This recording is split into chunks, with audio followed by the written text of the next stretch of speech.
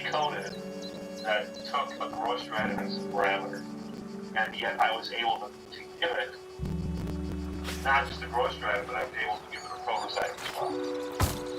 Okay, so sometimes, depending on how you're using an object of the derived class, I can use it either as the derived class itself or as the base class, so I can do that.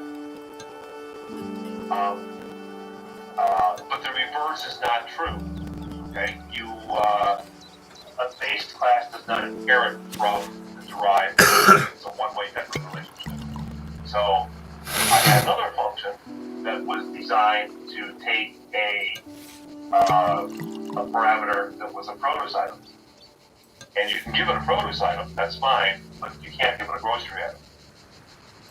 So these things masquerade as other classes, but in a consistent form, I guess, right? So a derived class, can masquerade as any of the inherited classes, but a base class does not inherit anything from its derived classes. Okay. So again, the concept is easy, but some of the details are kind of difficult.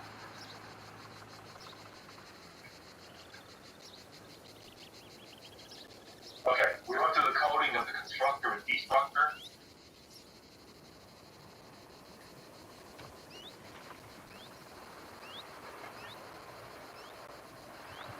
Constructor and the destructor, and so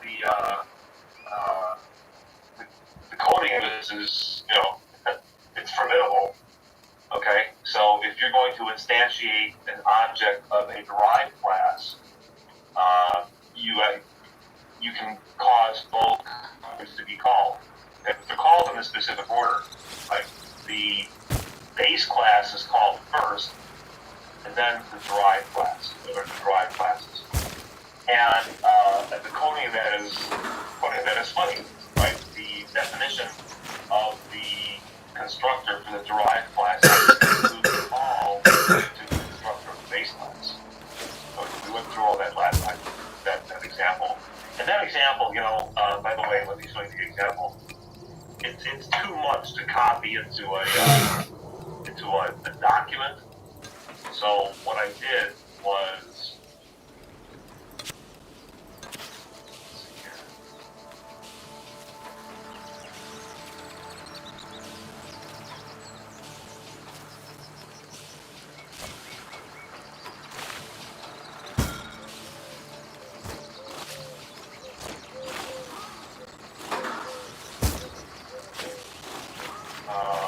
module last time.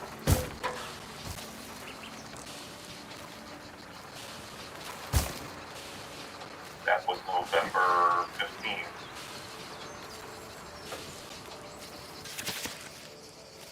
I actually zipped up that example. So this thing here, this is a zip file of an Eclipse project that contains that entire example. Right? And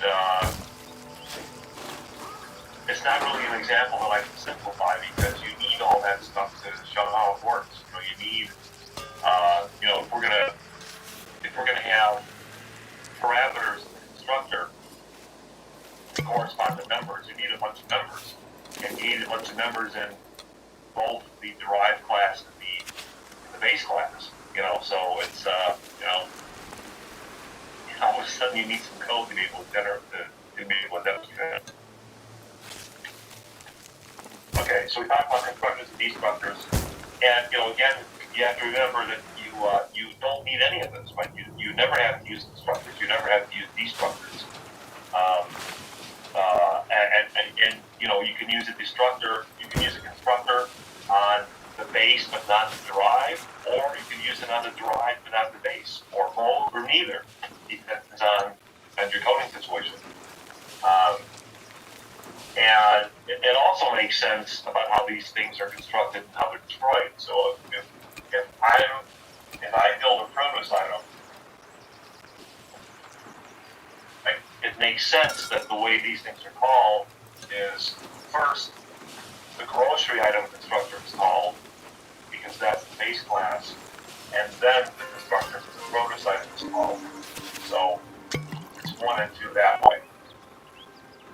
Okay? That makes sense, because the grocery item being the base class has to exist before you can tack on a produce item at the end of it, right? So that's how it's instantiated. It's instantiated going downwards. But it gets destroyed the opposite way. You destroy the produce first and then the grocery.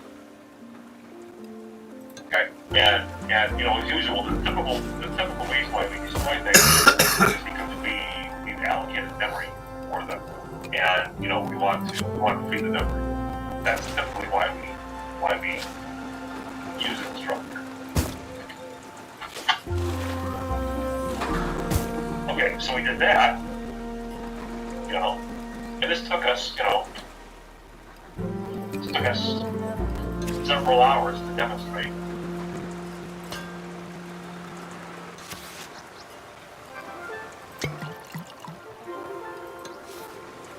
And then we talked about access to members, and we identified this thing we call, private public. Right? That thing has a name, and it's called a member access application.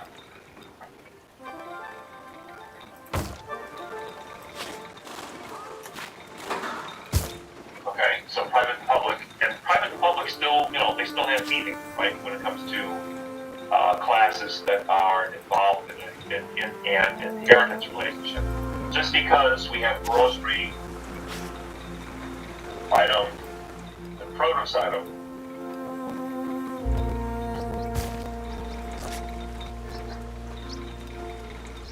okay, just because these things are involved in an inheritance relationship doesn't change the meaning of private and public at all.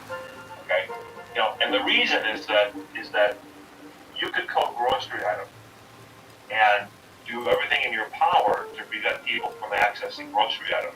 You can make everything private, okay? But that doesn't prevent somebody from coming along and declaring themselves to be a derived class of grocery item. There's no security that's involved. There's nothing you can do as the developer of grocery item that would prevent, well, that's not completely true, but there's almost nothing you can do as the developer of the grocery item class that would prevent somebody from coming along and saying, hey, I am a derived class of grocery item. I'm going to inherit everything that you have. Okay? And that's true. You can't prevent that from happening. But you can still prevent access from happening by making everything grocery item, by making everything private. If it's private, then produce item can inherit whatever it wants to, but it can't use anything because it can't get a hold of things because they're private. Okay? So we saw an example of that, right? And there's 3 fixes to that. There used to be 2 fixes. Well, there might be 4 fixes, and one of them I'm not sure of because I haven't tried it. Okay, so if we have a class produce item and we've inherited from grocery, and everything in grocery is private, and we need access to the members, what are the things we can do? Right? How do we change that? So number 1, we can make grocery public. That's one thing we can do. Okay, which is probably not a good thing to do because then we destroy our encapsulation by doing that. Okay, but maybe we do that. That's one possibility. Second possibility is use getters. I code up a bunch of getters that belong to the grocery class that produce can use to get to the members. That's the second possibility. Okay. A third possibility, and this is the part that I don't know of, this is the part that I haven't tried, maybe I'll try trade break. Make produce a friend. I don't know if you can do that or not, though. I tried it. I don't think it works. You get compile errors? Yeah, compile Yeah, errors. okay, all right. I'm not surprised. You should try both ways. You should try making produce a friend class. Probably not, but that's a fun thing to try out. Yeah. So you can try making produce item a friend of grocery item, right? Or you could try, taking a couple of functions and making those friends. Yeah, I guess I'm not surprised it doesn't work. Okay, so maybe this is not a good idea. Okay. So those are the more traditional ways of giving another class access to the members of the class, right? Make it public or put in a bunch of getters. Okay. But with inheritance, then we have another way. I guess a third way. I was going to say a fourth way, but a third way of doing it. And we have this new access specification called protected.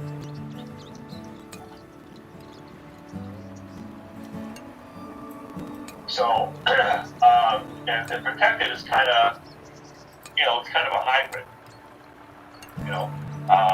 So protected allows access for derived classes.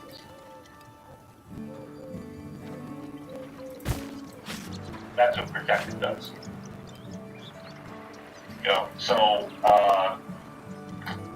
So here's the way this works. Here's the thought process to using protected.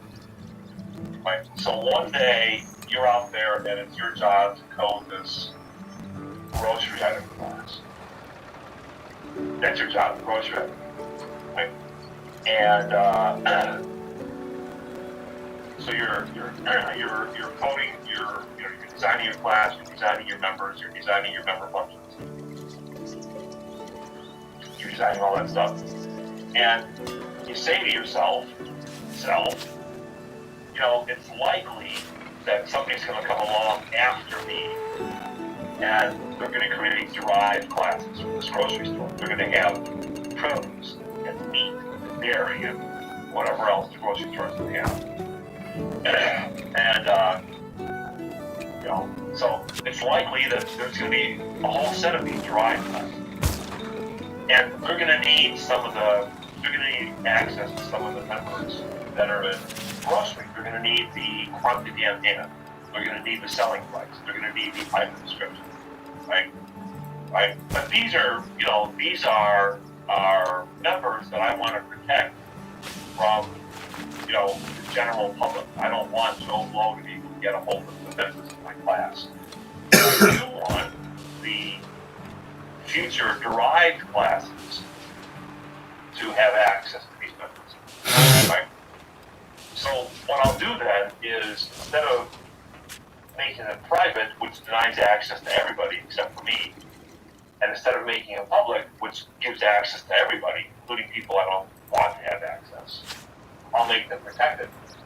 And then if they're protected, they're still unavailable to anybody who's outside of my family, if you will, right? But if anybody comes along and declares a class to be a derived class of grocery, like produce or meat or dairy or something, right? Then they have access to those derived classes. Outside, they have access to those members, right? And if there's ever any members that I still want to, hold access only to grocery, I can still make them private, and then nobody has access to them except me, right? Or if there's members that I want to have available to everybody, I can still make those public. So I can use all three of these things if I want to. It's up to the situation. So that's what we have. We have private, public, and protected. So that's how that works. And And if you fit this into, what most textbooks have, I don't think our textbook has this, believe it or not, but most of the places you look online, there's a matrix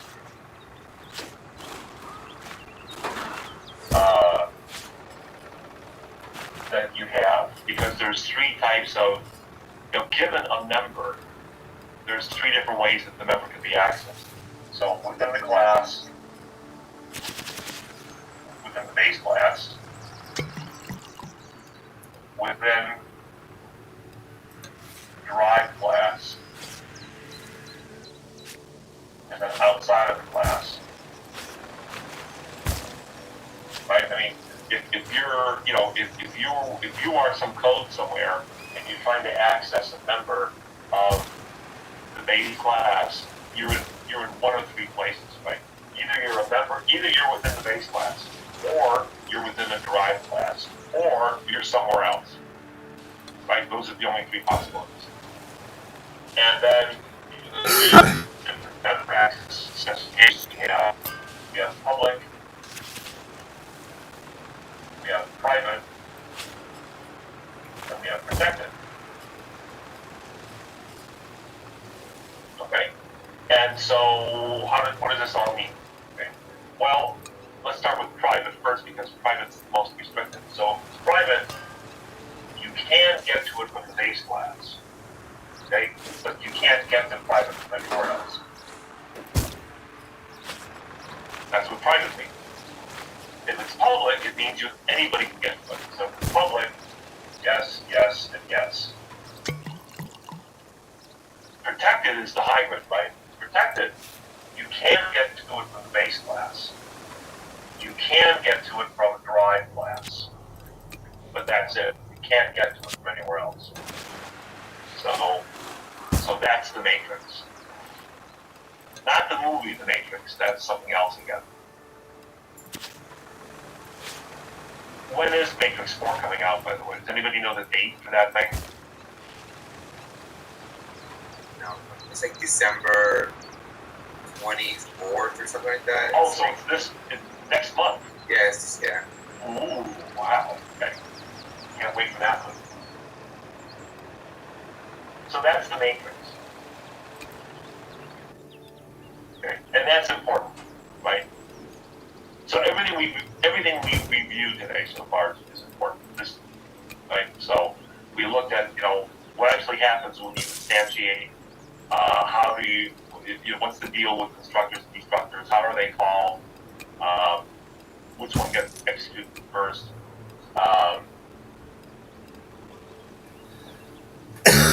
Yeah, and then we have this. Okay. So that brings us up to where we were last time. Okay. So we're going to finish today, by the way. We're going to finish the areas today. Okay.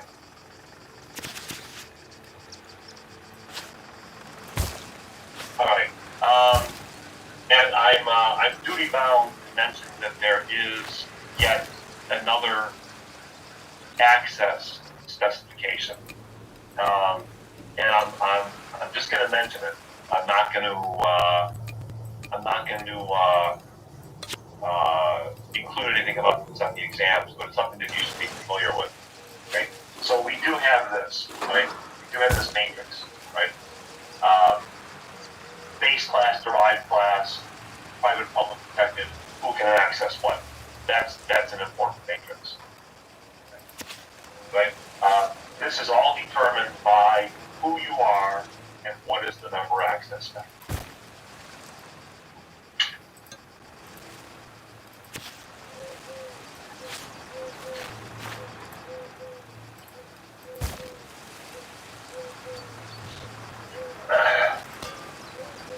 But there's also something which is similar.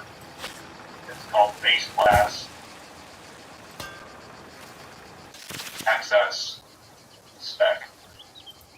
The base class access spec.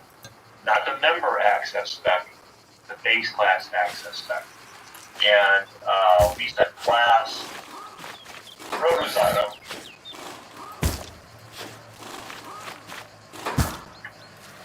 public grocery item.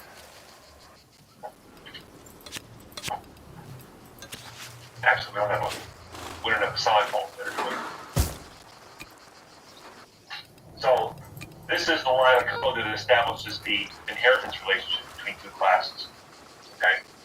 So we have the derived class that we're defining, and then we have the grocery item or the base class that already exists. So so that means in your code, right? In your code, grocery item has to be above produce item, or it has to be in the header file that you include. Makes sense, right? But this thing is the base class access spec. Okay, and you have three choices, right? You have public, you have private, and you have protected. Okay, and number one, these do not override anything. Okay, so if everything in my grocery class is private, and I establish myself as a derived class, and I say public, it's not like this doesn't override anything. This has nothing to do with the member access type. So if the members in grocery item are private, and I come along and link myself up to the class as a derived class, and I say public, that doesn't change that, right? If the stuff in grocery is private, I still can't get to it. That matrix that we have still applies. Okay? So what this does, what the base class access spec does, is it really doesn't do anything to me. What it does do is it limits access to any derived classes that I might have to the class that's my base class. Okay, which is a little weird. So think about this. So if I have a derived class produce, there's produce. I have a derived class of grocery. Okay, and it's the member access specs in grocery that determine what I can get and what I can't. Okay, so I can get the public, I can get to protected. I can't get to private. Okay. Well, what about my derived class? Say I have a derived class, XYZ. So XYZ is the derived class of produce, produce is the derived class of grocery. Okay? What about XYZ? Okay? Right? So can XYZ get to my stuff? Right? Well, it depends on how I code it, right? I mean, in the produce, right? I mean, I've got members, and my members are either private or public or protected, right? So we already know how that works. But XYZ might have to go protected, right? Public, yes. Private, yes. Private, no. Well, what about an XYZ here? That's grocery. Well, it depends on what you coded here in prototype or base class access. Okay? So you can either allow your derived class to have that, okay? Or you can limit it based on the elements. So just the key takeaway here is that you have the ability. Okay. This is another matrix that needs more help. Okay. And I haven't come across this way before. I've actually, and I can't. I don't really have an example, but you can as well. Like, okay. So it's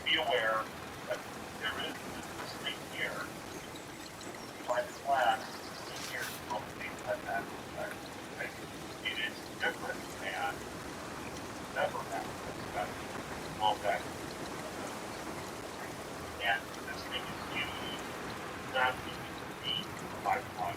If I have any flag, I have any flag.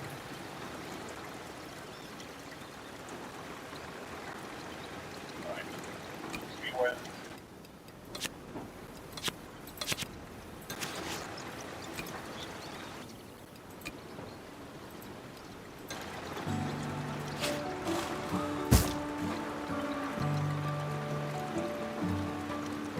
okay, alright. So then that's pretty good. So then we're talking about polymorph.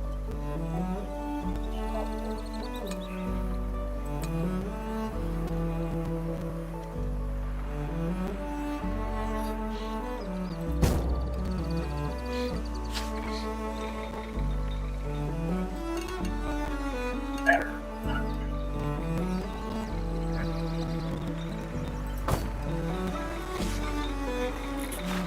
right. And I have a similar example here for about 1 month ago.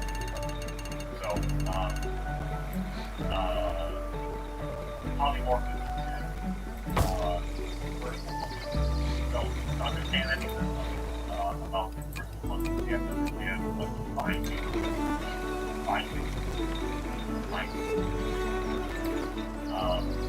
And binding, you know, and the key concept here is binding is linking up all of the that's binding. Okay? And in computer science, there's two types of data call. Okay? Data call is resolved. Okay? Data call is resolved fire. And I know we have to talk about this, but I got to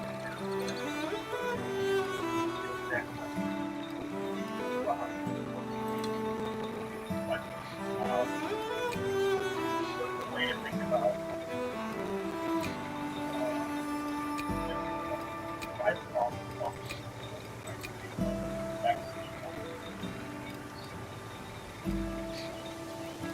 calling function.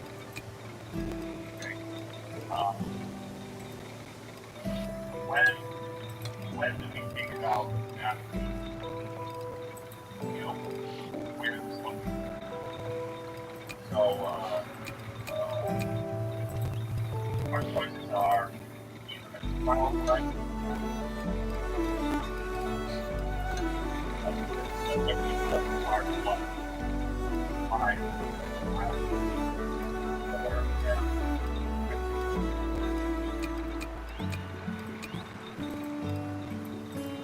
everything it does is part of so we can call what the PLC and pilot was the source code and you can find things and find like if it can't find ABC, then when you go to the file and your that's the little link goes out from the board.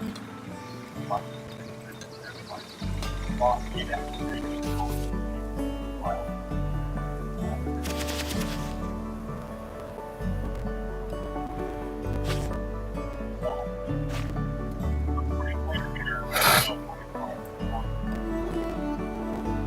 Now, it gets a little more complicated because, yeah, this thing we call right? So, I can have multiple properties, like, right? I call these from that like this, and take it to the point of the makes it look right? And, whichever one I'm calling, pilot people figure that out, right? Pilot can look at the parameters of that and say, oh, this is if, or this is flow, this is string, or this is whatever, this is the grocery item. Right? And then the compiler figures out what's been doing because it's wrong. The point is, if the compiler is and the pilot said, build up. Okay? Right? And so, so I have what I want to do here is I have a simpler example. This won't take me very long, but I still have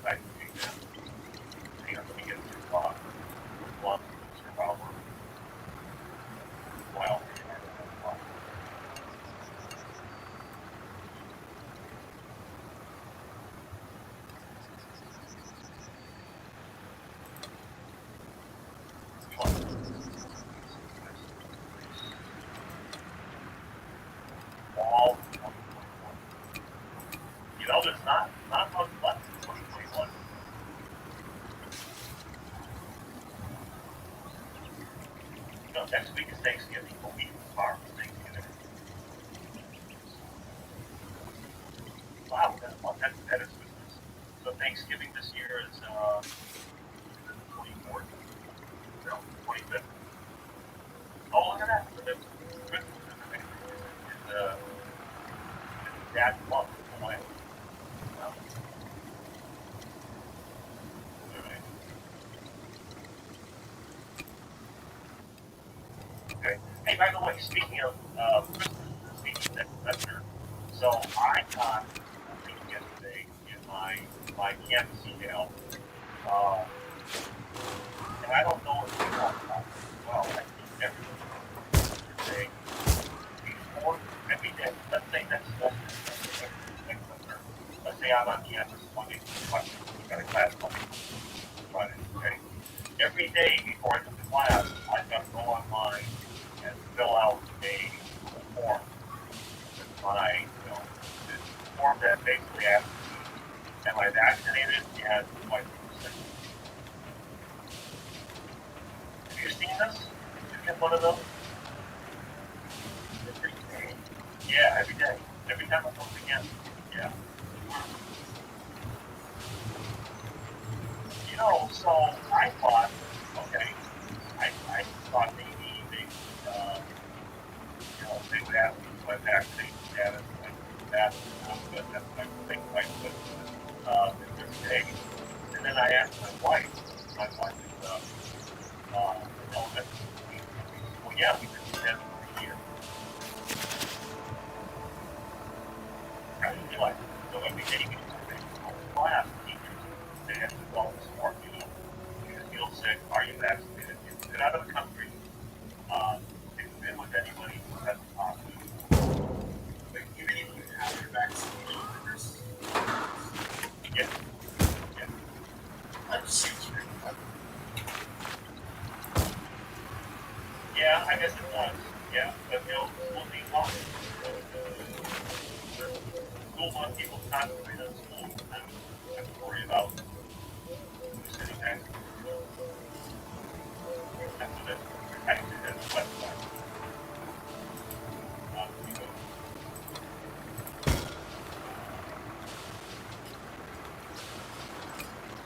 I think the website.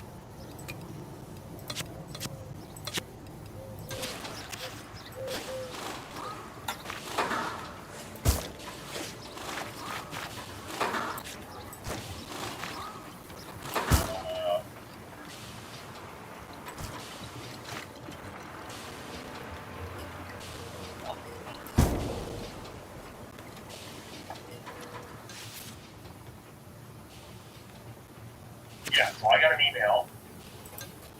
Uh,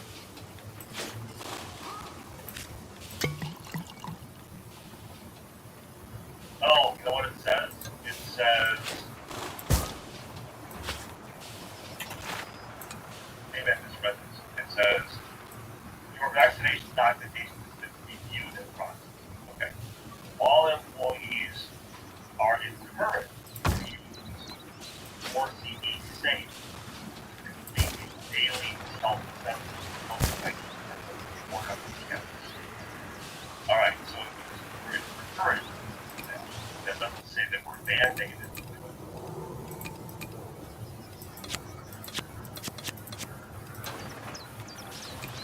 Okay, you know what? So maybe it's not required. Okay.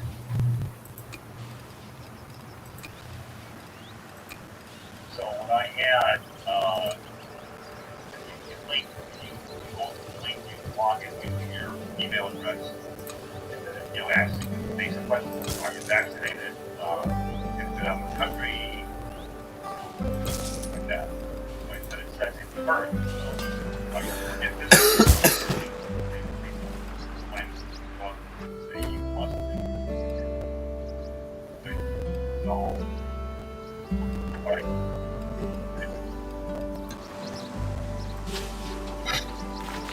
And again, that's not the thing. You see that campus, I don't recognize it. Okay.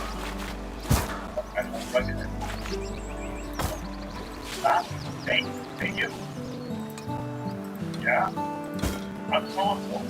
that's fine. Oh, okay. Fine. Right. Redo that. Okay, so, look at why. First thing we have is static line. Static line.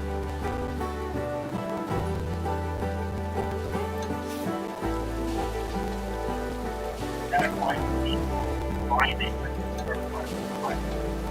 I would say yourself.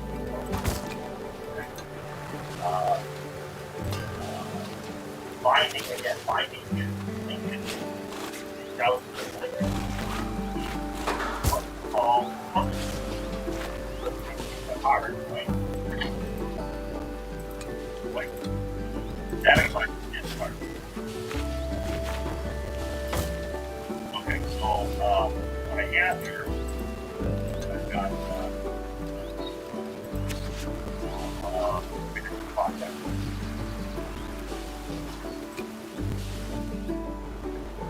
There's the 17.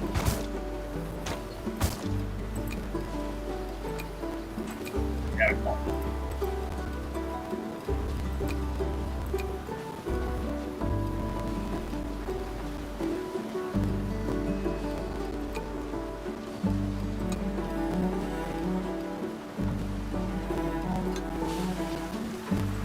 Okay. And I've got a simple file. Here.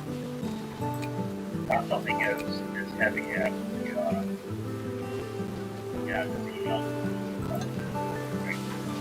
last the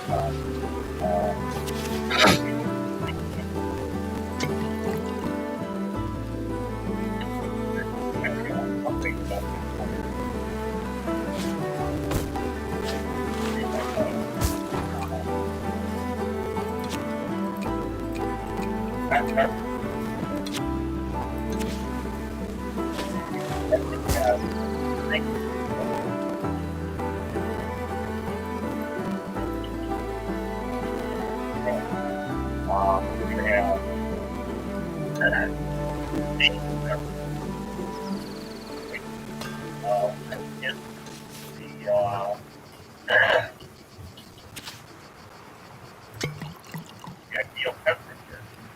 Like every beverage has a temperature. Right. So, you know, I don't know. Do we have any coffee beans out there?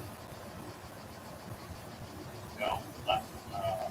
I've always heard that you make coffee, you're not supposed to use boiling water, but like hot coffee. Water. 200 degrees. 200 degrees. Okay. We have a coffee aficionado out there. I used to drink a lot of espresso. Like I got it. I didn't drink coffee forever, and then suddenly I was drinking espresso today. I watched cheese take my own. Yeah. Okay.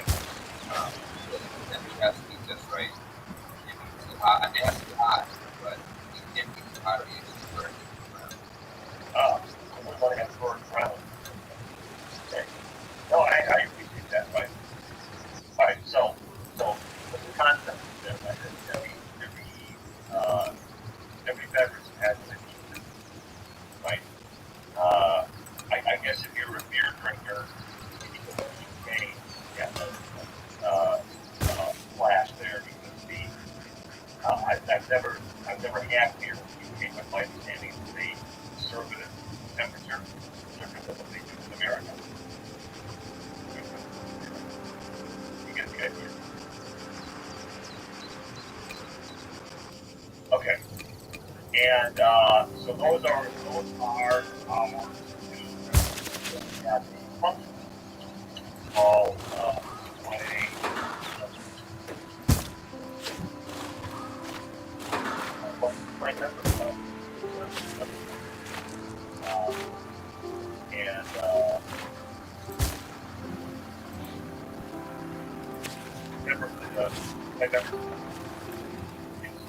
when so all I'm going to do here is void.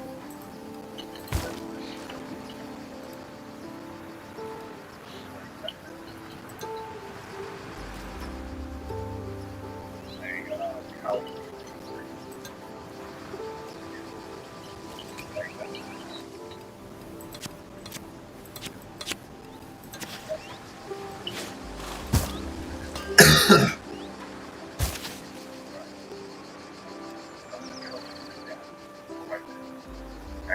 so very simple class.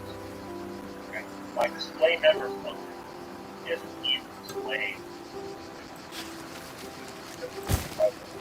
out the data. Okay, and that's all I know. Okay. That's my definition. Now, my reference class, I say, oh, you know what? I'm a teacher here. Somebody else is box here. Like, somebody else out there probably like soda. Mountain Dew. Coders love Mountain Dew. Little caffeine, sugar, right? So, never. Well, guess what? Coffee is a beverage. It's a beverage. Right? So, that's not a hierarchy. Right? Coffee or beverage, or have coffee, beverage, have, right? Coffee is a beverage. This is an opportunity for us to leverage what we know about automated programming and inheritance. What we create 5-class coffee, 5-class heat. Okay, right. Okay, so class coffee. Okay, and let's get into the words. So what are attributes of coffee in other beverages so far? Right? Well, we have a grind, and we have a roast. We have smoke roasting. Okay, so you go to the store and buy coffee. You can have corn scotch coffee, fine ground coffee, espresso. Espresso, fine coffee. You have to be caffeine and everything. And it will roast. And some coffees are light, some are good. So the way I think it's fine, if you look at the scale, okay, so we have representative roast by 0 is force fine, and 10 is fine. Right? Yes. Thank you. Okay. And then we're